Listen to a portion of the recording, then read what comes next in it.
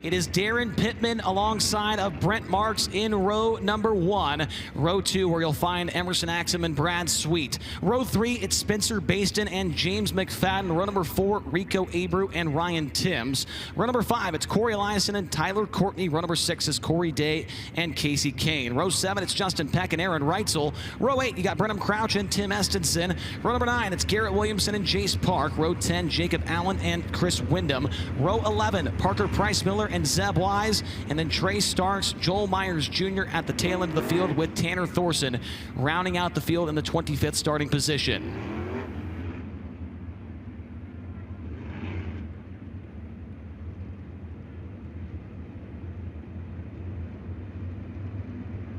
Texas Motor Speedway, we got them racked, we got them stacked.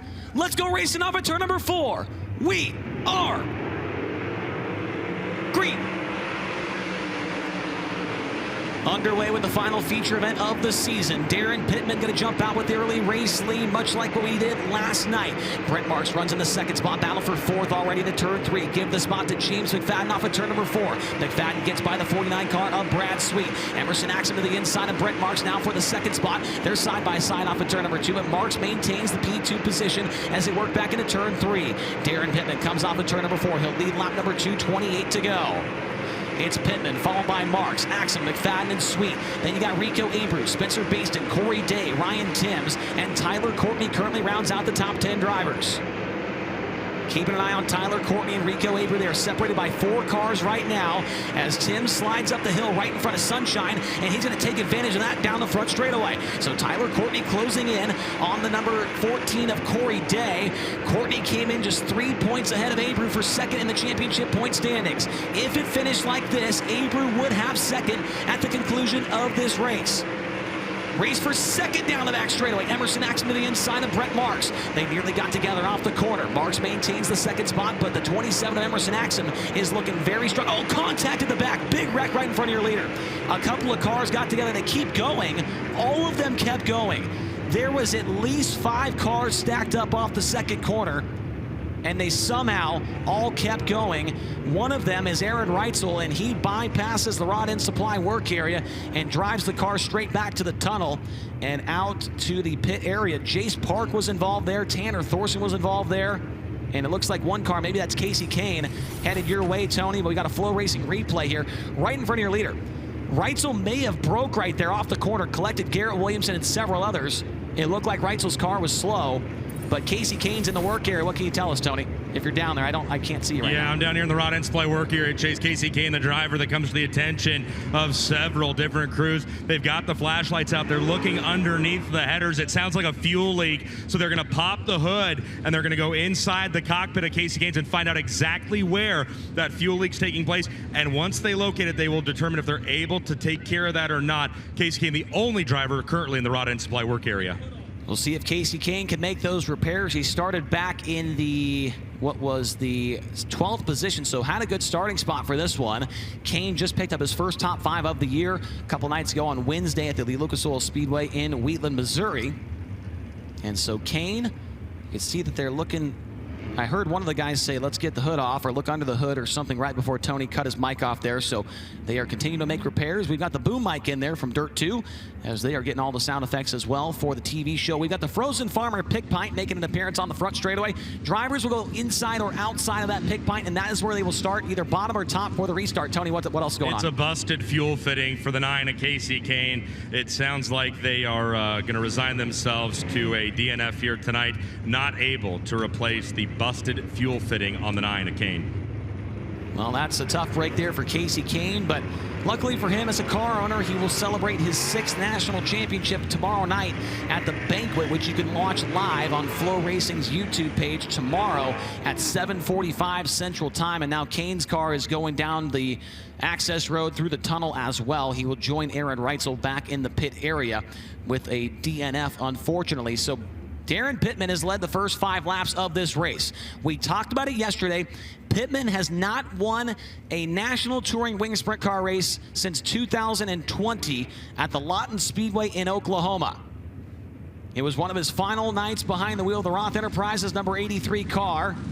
And now He brings an unlikely car to the front here at Texas, Tony. Well, and Chase, doesn't it kind of feel like after last night, the name of the game for Daryn Pittman, if he was going to win the $50,000 finale, would be trying to get out and stay out in front of Brad Sweet. At least that's what I thought the name of the game would be for that $69K, but that does not seem to be his only challenger. Brent Marks and Emerson Axsom, if they can find clean air, they look ready to challenge Pittman, but Daryn Pittman shot out of a cannon on that initial start. Yeah, he was gone. No one was even close to him as we're going to come back to green with still 25 laps to go. The distance of last night's feature still left on the table as we go to the green. Great restart for Emerson Axsom. He moves into the second spot down the front straightaway. Brent Marks going to take the 19 car to the outside. Who's going to have second off the corner? It's going to be Brent Marks who gets back around the outside of Emerson Axsom.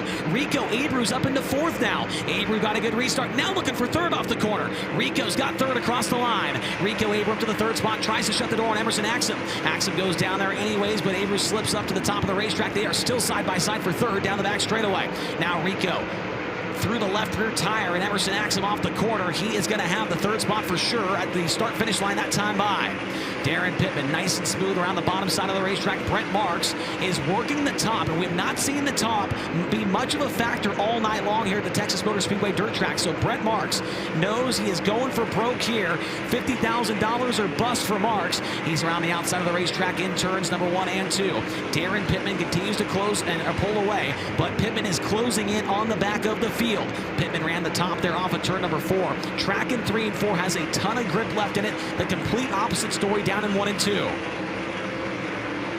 Rico Abreu running in third. Tyler Courtney way back in about the 12th or 13th position the last time by the line.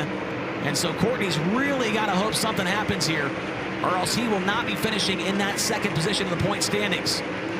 Traffic maybe 2 laps or so away from Daryn Pittman. Closing in on the car that maybe cost him the win last night, that being Parker Price Miller. Pittman went 3 wide with PPM and Brad Sweet last night. That's when Sweet took the lead for good. Going to come around to 18 laps to go for this time by for Daryn Pittman.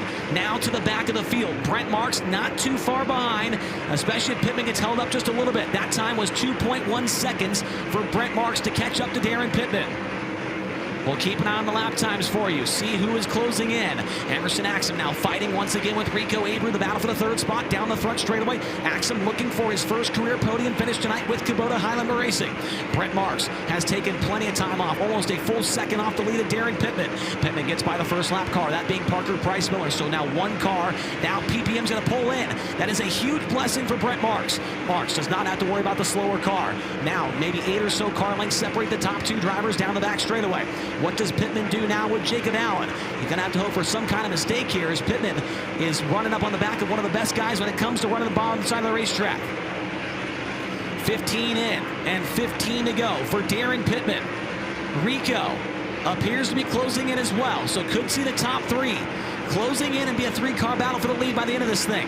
Pittman now feeling the heat from Brent Marks. Marks within 2 car lengths as Jacob Allen misses the bottom. Big opportunity right there for Daryn Pittman. He moves by on the inside and puts 1 slower car between himself and the second place machine. It's Pittman, Marks, Abreu, Axsom, and McFadden the top 5. Everybody right around the bottom of the racetrack right now. The top is starting to get pretty dirty. Going to be tough to make moves up there. Another big blessing for Marks as Jacob Allen pulls in as well. Allen pulls in, and now no lap cars between himself and the 69K of Daryn Pittman.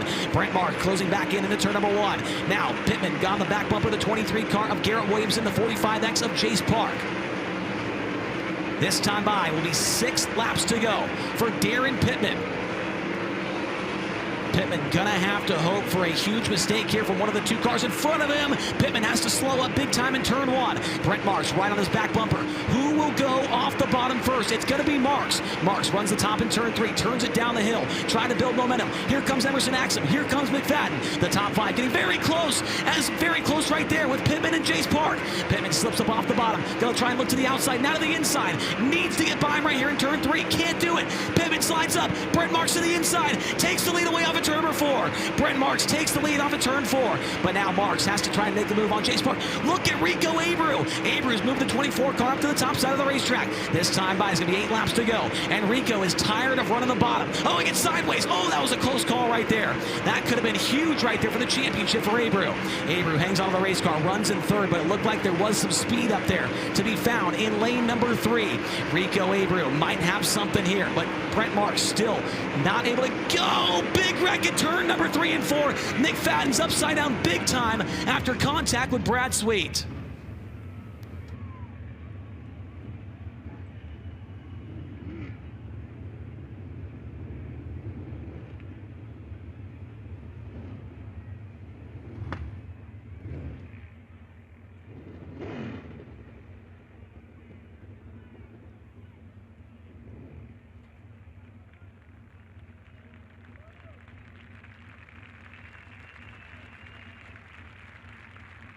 Driver is out of the race car. James McFadden has climbed out. And looking at Brad Sweet, because those two got together in a very similar fashion to what we saw at the Salina High Bank Speedway earlier this year in Oklahoma. Those two were battling for a win there when contact sent McFadden out of the ballpark. And we'll have to see the replay here on Flow Racing. But it did look like, and it looks like McFadden going to go over there and talk to Brad Sweet, the former teammates with Kasey Kahne Racing, and Mike Curb, and Brad's telling him it looks like that Brad knows that that may have been his fault there as he's got one of the gloves off.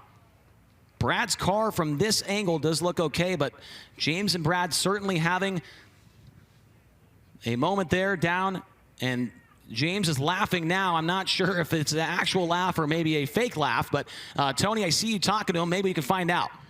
All right, James. Not the way anybody wants the last race of the year to end. First of all, are you okay? Yeah, I'm fine, mate. Shitty deal. Tried to open my entry up to get a run. Those guys were sort of bottled up a little bit, and I don't know, I guess Brad had a run out of 2 and stuck it in there, and he just admitted he screwed up. But at the end of the day, we got a tight race car, and not the way I want to sort of end my deal over here. James, we're glad you're okay. Thanks, man. That's James McFadden, ladies and gentlemen, and I kind of fear he might have just given us confirmation on something a lot of people were wondering about for a while. We're not going to speculate, but for this season with High Limit Racing, that'll be all for James McFadden. McFadden's car is, it looked like a yard sale down there. That thing is absolutely hammered. The Roth Enterprises team put together a fantastic effort this year, and we'll see the replay here. McFadden was running 5th at the time behind Emerson Axsom. Enters in on the top, as he mentioned there. Brad tries to go to the bottom. They get together, and McFadden goes for an absolutely wicked ride. Very, very reminiscent of what we saw back at Salina High Bank Speedway in Oklahoma. McFadden gets a piece of the catch fence there at the very end of that, but man, you hate to see that. You hate to finish the season off with a DNF in that fashion there. So if Marks can win here, it would be his 5th win of the year and his 3rd in the state of Texas. So Brent has already been to victory lane this year here at Texas Town. Left front shock got knocked off the top mount there, Chase. So as it rolled by, was able to confirm what I suspected originally, suspension failure, and that's what caused the left front corner of that number 88 to look like it was sitting a bit low. All right, thank you very much for that update as we come back to the green. Brad Sweet has gone to the tail as that car was damaged, and he's at the back of the field as we go back to green. Great restart for Daryn Pittman into turn 1. Pittman tried to force the issue but thought better of it. Here comes Rico Abreu on the outside trying to build momentum. It is still pretty dirty up there on the top side of the racetrack. Coming around this time by off the bottom of the racetrack, it's going to be Brent Marks showing the way with 6 laps to go at the line. Emerson Axsom takes 3rd away from Abreu across the line. Move Emerson Axsom back to 3rd. And here comes Tyler Courtney, the race for 2nd in the championship. Abreu gets passed by Corey Day. Oh my goodness, this is getting good. Those two very close for the championship in 2nd in points. Rico Abreu back to the inside of Corey Day, takes the spot away. That would put him into the 2nd spot in the championship. Oh, and Abreu's got a problem. Abreu comes down the racetrack, 3 and 4. Here they come off the corner. Tyler Courtney turns it down the hill, trying to catch up to Rico Abreu. That time by 4 laps to go.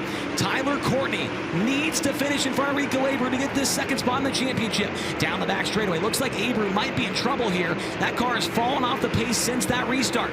Coming off of turn number 4, Tyler Courtney and Abreu being challenged by Ryan Timms. Ryan Timms to the inside of Abreu, cannot make the pass. Tyler Courtney takes his car to the top side of the racetrack, gets back by Ryan Timms, closes it on Abreu, takes the spot down the back straightaway. Abreu forces the issue into the corner, shoves him over the cushion. Abreu knows what's at stake. Down the front straightaway, Rico Abreu, a very aggressive maneuver right there to get by Tyler Courtney. This time by, we'll see the white flag. 1 lap to go for Brent Marks. Keeping an eye on Rico. Gets passed by Ryan Timms. But so does Sunshine. He gets passed by Corey Eliason. 3 and 4 for the final time. $50,000 is going to the way of Brent Marks at the All-In Season Championship finale. Daryn Pittman second, Emerson Axsom third, Corey Day fourth, and fifth goes to Ryan Timms. Second in points, I believe, is going to go to Tyler Courtney unofficially right now. We'll have to wait and see, but I believe he got it by 1 point. We will have to wait and find out if that is the case. But Brent Marks has won his 3rd high limit race of the season, his 5th, make that his 5th overall in car number 19. Second goes to Daryn Pittman, 3rd Emerson Axsom, 4th to Corey Day, and 5th goes to Ryan Timms. Rico Abreu 6th, 7th was Tyler Courtney, 8th was Corey Eliason, 9th was Spencer Bayston, and 10th goes to Justin Peck. And then behind them, 11th Chris Windom, 12th to Brenham Crouch, 13th to Joe Myers Jr., 14th Tim Estenson, 15th Trey Starks, then Zeb Wise, Garrett Williamson, Jace Park, Brad Sweet, and James McFadden. Tanner Thorson, Jacob Allen, Parker Price Miller, Casey Kahne, and Aaron Reutzel round out the field. Hugs coming in from the crew. He's got the cowboy hat on. For the 3rd time this year, he is a winner in the state of Texas. As the Hoosier Tire neck band comes on, the Sunoco Race Fuels checkered flag. Make some noise for your winner, Brent Marks. He gets the job done. He'll climb up off the race car and make his way around the front of it.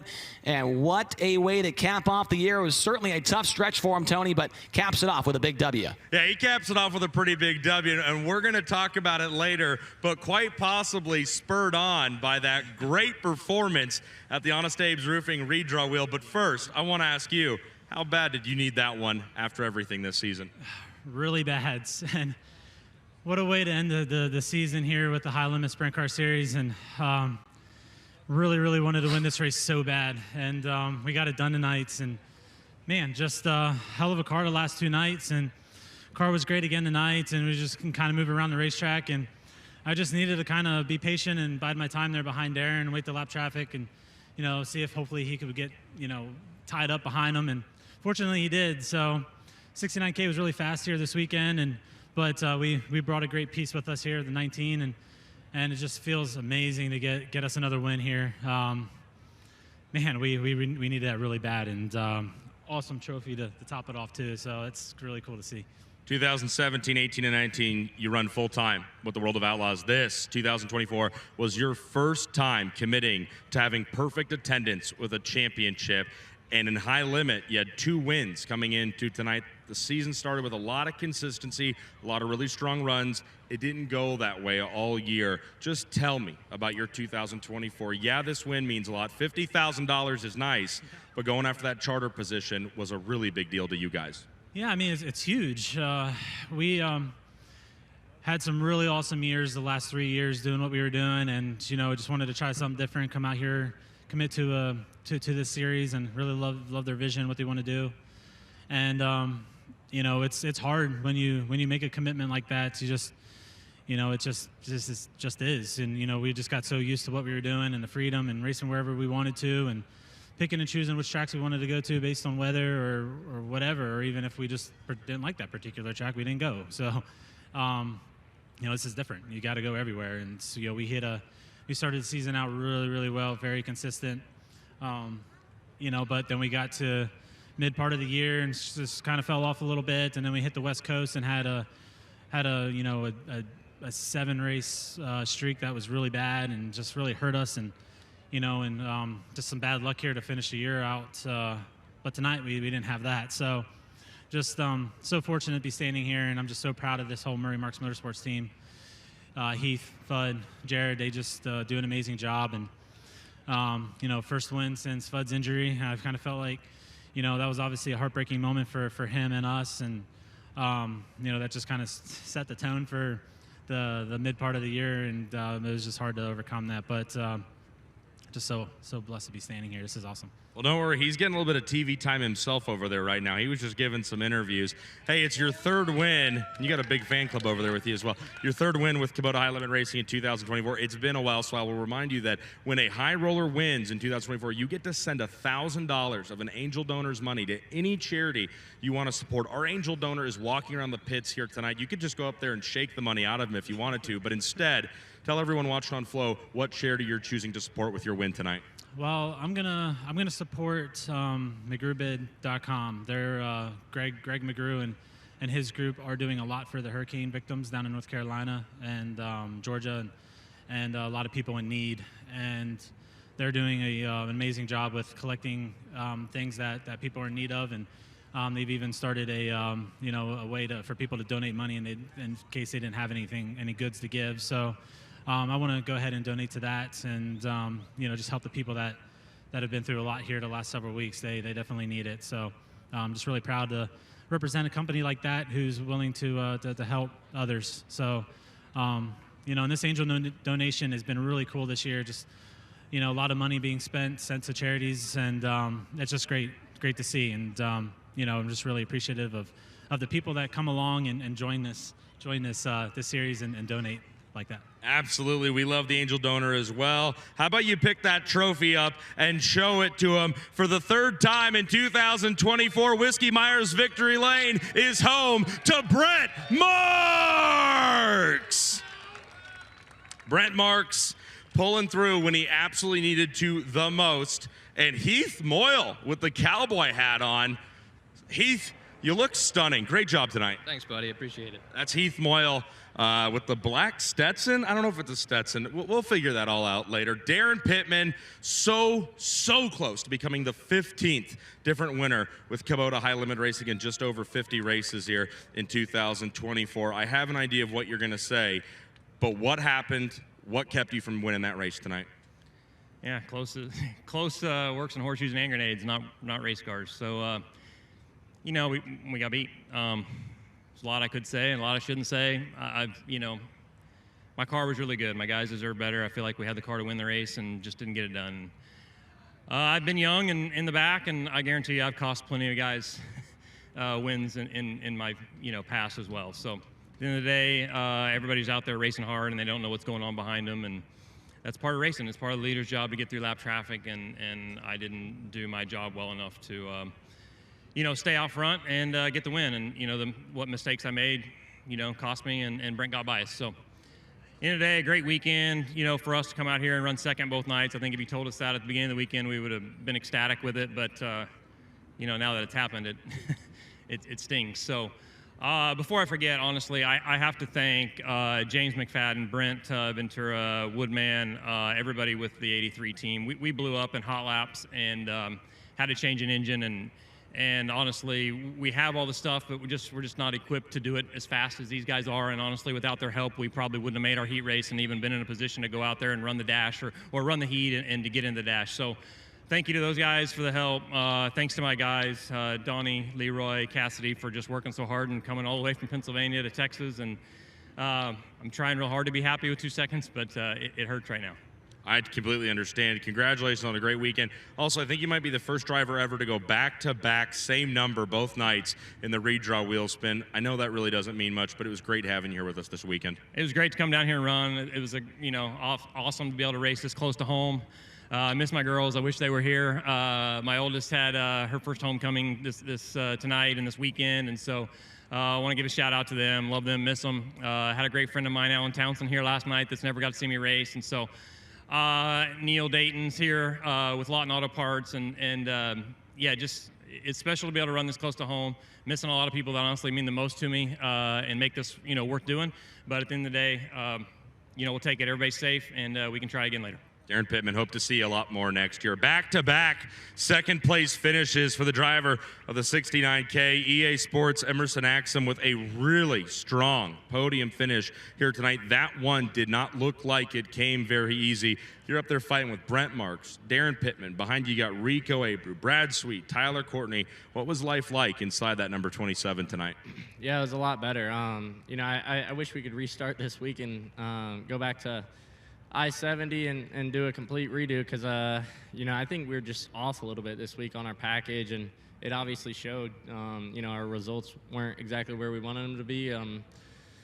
But, yeah, obviously my guys worked really hard, my dad and Adam and Anton, and, yeah, I'm just thankful to have Dale Klasmeyer and Scott Petrie and WCI and everyone that helps out on this thing and makes it to where we can come run these races. And, yeah, I'm glad we got our little hiccup fixed and excited for the rest of the year.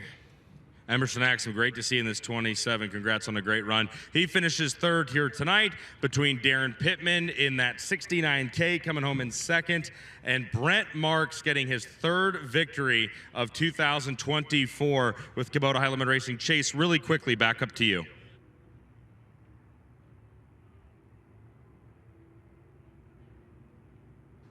Chase, really quickly, we're going to go back here to Whiskey Myers Victory Lane and check in with Brent Marks. It sounds like he has a little bit more to tell us. So we're going to ruin some photos here, and we're going to come around because Brent Marks and Heath Moyle are talking really quick. Heard you had a little bit more you had to tell us here. Yeah, I just you know, didn't get a chance there to thank everybody that helps this team, and just so appreciative of them, and so appreciative of Alan Murray and his family. You know, he's a huge part of Murray Marks Motorsports and has gotten me where I am at today, and to finish another season on a national level is just means the world to me. So just want to thank him. I want to thank M&M Painting and Construction, McGrewBid.com, Babs Paints, Livewire Customs, Fredericksburg Eagle Hotel, everybody that helps on this car, Maxim Chassis, KH Suspension, Drew Bible, Sander Wheels, HP Engines, Winners,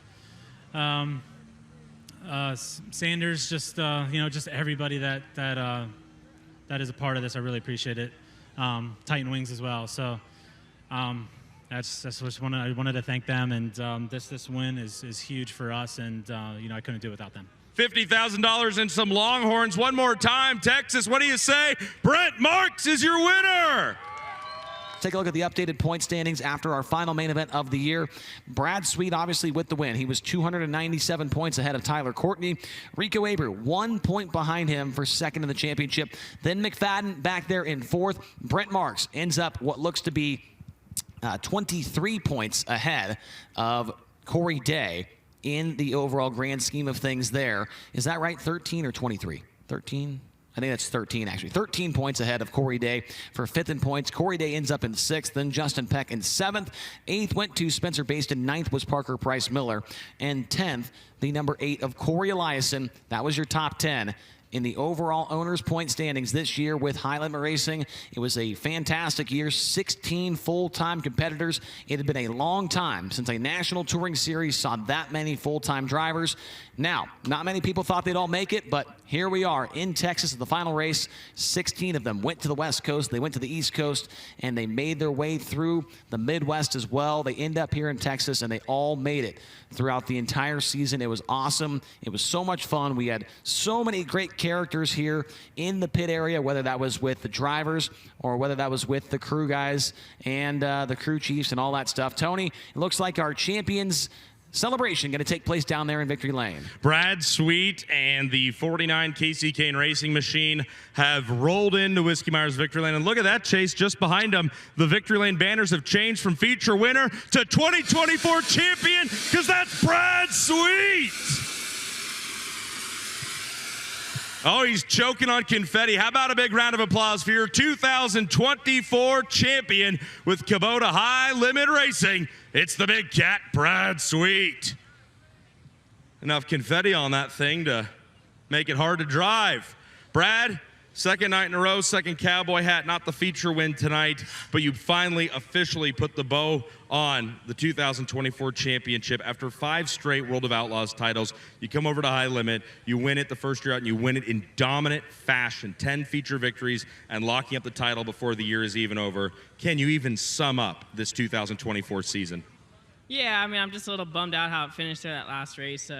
Never meant to get into James there, just, you know, kind of a racing deal, but my fault. I mean, I tried to shoot in under him, and he was kind of doing a diamond line, and we hit. But you know, that's one moment in a long season. So apologize to those guys, but you know, our team put together a great year. You know, we had some ups and downs this year. It seemed to be more tricky to get momentum going on your side. You know, it seemed like we were good at times, really good at the beginning part of the season, clicking off wins, and maybe had a little slump in the middle of the season, and then we're really strong the last 3 nights. So you know, it kind of stinks to not you know, give Brent and Daryn a run for their money tonight. But, you know, like I said, it's one night in a long season. And Eric Pretzman, you know, Ty Wolfgang and Zane, they did a great job all year, you know, preparing this race car. 11 wins is nothing to be, you know, ashamed of. And, you know, 10 with High Limit. And, you know, a lot of consistent runs, you know, a lot of great battles along the way. So just really proud of the effort of the whole High Limit group. You know, it was an idea 365 days ago, and then it became reality, and you know, it's definitely something to be proud of. To, you know, to put something together. You know, we know we got a lot of room to grow. You know, and a lot of great ideas to help grow the sport. So just really excited to be a part of this movement. Excited how many people are involved in it. Excited for our staff. Excited for my race team. Excited to have my family, my wife, my daughter.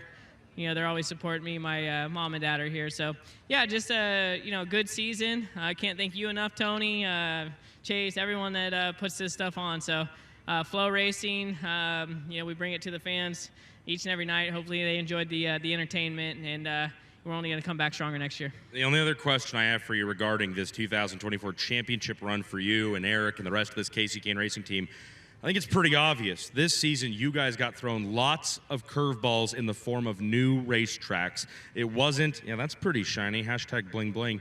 I'm not sure if that fits, but it wasn't the traditional outlaw schedule. It wasn't going to the same place year after year after year. You guys had to really up your game, learn new racetracks, or relearn some racetracks you hadn't been to in a very long time. Would you say that was one of the biggest challenges this season in locking up this championship, was having to go to so many neutral playgrounds for you and the rest of these teams? I think so. You know, I think we went to a lot of tracks that some of those guys, you know, that were racing against actually had a lot more laps, and it showed. We were a little behind at the beginning of the year, and this group races, you know, really intensely all night long. So we had to up our game a little bit, you know, up the intensity. You know, but we've been there, we've done that. We kind of, you know it's a long game, you know, and you're gonna have some nights and some learning, you know, along the year to get better. But yeah, just I don't know. I mean, I think that it was just so refreshing to do something different. I thought High Limit brought a lot to sprint car racing. I hope the fans really enjoyed the efficiency of our programs, how much we care about, you know, the fan engagement and trying to entertain the fans. It's just, you know, this sport is such a great product, and it's a beautiful sport. We all love it. It's just a matter of trying to showcase it the right way. So, you know, hopefully we can keep, you know, chipping away at what that means. You never know, you know, what the outcome's going to be, but we certainly, you know, feel like we had a good, solid first year as a group, and really excited to come back with this Napa Auto Parts car and compete for a second championship next year. For the 6th straight year, he is the first-time national champion with Kubota High Limit Racing. That's 6 straight national sprint car titles for Brad Sweet, but his first here in that first ever national year with Kubota. An incredible effort all season by Brad Sweet, Chase, and I didn't hit on it in Whiskey Myers victory lane with Brent Marks, but history did repeat itself. Brad went 3 straight wins to end of the season, and the only driver that could bring his reign of dominance to a close, just like back in May, Brent Marks out of Myerstown, Pennsylvania. That is wild to think about the similarities from May to now.